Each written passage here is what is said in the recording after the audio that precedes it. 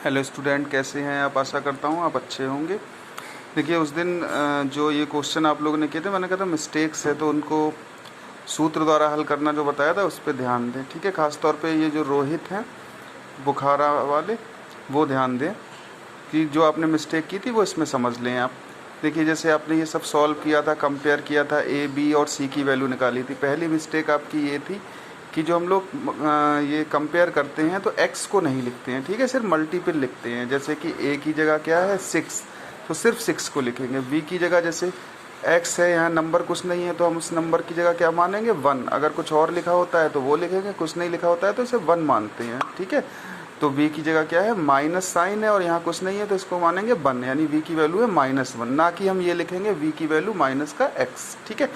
और c की value -2। तो पहली मिस्टेक ये थी आपकी कि यहाँ पे जो वैल्यू आपने लिखी थी वो उसमें x लिखा था, ठीक है, तो x नहीं लिखना है। अगर कुछ नहीं है तो 1 लिखेंगे, ठीक। उसके बाद आपने ये सॉल्व किया था, जो ये अपॉन में लिखा था, ये अपॉन पूरे के नीचे है, आपने सिर्फ इसके नीचे लिखा था √b² - 4ac के, ठीक है। तो ये जैसे मेरा यहाँ पे ये 12 आया, तो ये 12 जो है इस पूरे के अपॉन में है, आपने सिर्फ अपॉन इसके, जैसे अब यहाँ पे ये आया 41 ± √49/12, इसे सॉल्व करके आया 1 ± 7/12, तो आपने लिखा था 1 अलग लिखा था और ± 7/12 लिखा था, ठीक है। तो ये अपॉन में जो चलेगा पूरे क्वेश्चन के नीचे चलेगा। आ रही बात समझ में आपको?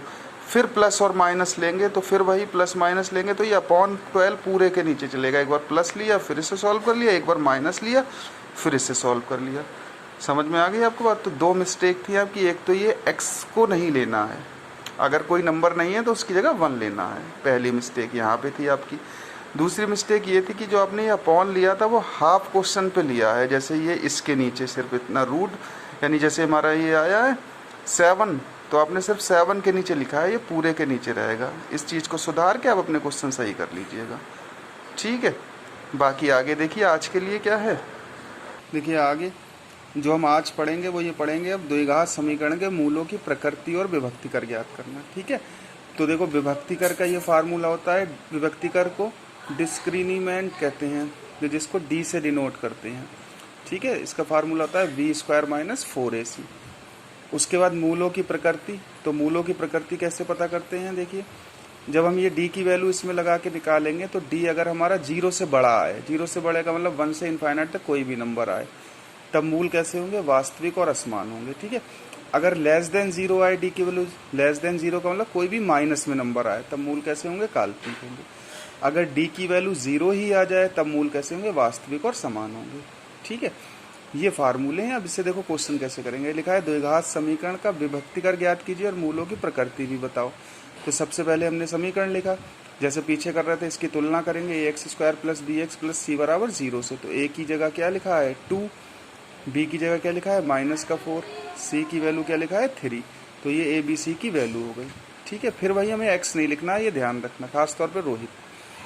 अब d का फार्मूला लिखा, d का फार्मूला होता है v² - 4ac, वैल्यू लगाई d की -4 - 4ac, 4 × 4 = 16, 4 दूनी 8, 8 × 24, 16 में से 24 गए -8, यानी माइनस में आ गया तो 0 से छोटा हो गया।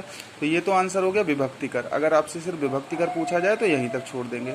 प्रकृति भी पूछी है, तो देखो यहाँ d की वैल्यू माइनस में है, तो यानी <0 है, तो हम कैसे होंगे? काल्पनिक होंगे, ठीक है। और देखिए दूसरा क्वेश्चन कैसे करते हैं। इसके बाद देखिए वैसा ही क्वेश्चन है, लेकिन यहाँ पे क्या है, k का मान ज्ञात कीजिए, ये समीकरण के मूल वास्तविक तथा बराबर हो। तो क्या करते हैं, ये लिखा है 2x² - 10x, वैसे ही a की वैल्यू 2, b की वैल्यू -t, c की वैल्यू k, ठीक है। अब दिया है मूल वास्तविक और समान है, तो इसकी कंडीशन थी कि मूल वास्तविक समान, आपको पीछे बताया था कि d की वैल्यू 0 होती है, यानी v² - 4 = 0 होता है, ठीक है। इसमें वैल्यू लगाई, b की 10, 4, a की 2, c की k। इसे सॉल्व किया, 10 10 जा 100, माइनस का स्क्वायर प्लस हो जाता है, 4 2 जा 8 के = 0। ये -8 के इधर आया, ये 100 इधर आया, माइनस हो गया, माइनस से माइनस कट गया, k = 100/8। 4 से कैंसिल कर दिया, 4 2 जा 8 और 100 को 4 2 जा 8, 20 हो गए, 4 5 जा 20, तो 25/2k की वैल्यू होगी, ठीक है। एक क्वेश्चन और देखते हैं।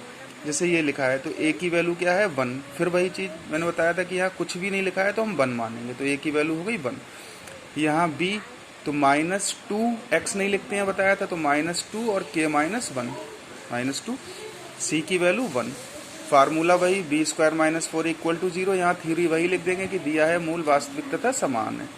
वैल्यू लगाई यहाँ, देखो 2 का स्क्वायर 4 माइनस का प्लस हो गया k-1 का होल स्क्वायर माइनस 4 k-1 का होल स्क्वायर। इस 4 को इधर ले गए तो इधर आ गया k-1 का स्क्वायर 4/4 हो गया, कैंसिल हो गया, 1 आ गया। k इधर प्लस माइनस 1 होगा, हम प्लस वाला ही ले ले रहे हैं। k-1 इक्वल टू 1, ये 1 इधर आएगा तो क्या हो जाएगा +1, तो k इक्वल टू 2।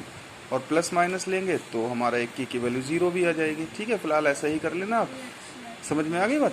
अब इसी तरीके से कुछ क्वेश्चन आपको दे रहा हूँ, करने हैं आपको। ठीक है, जो कि बुक में एक्सरसाइज है वो अभी आपको मैं फोटोज का डाल दूंगा, वो क्वेश्चन आप ट्राई करके देखिए। जो भी आपको नहीं आए वो मुझसे पूछ लीजिएगा।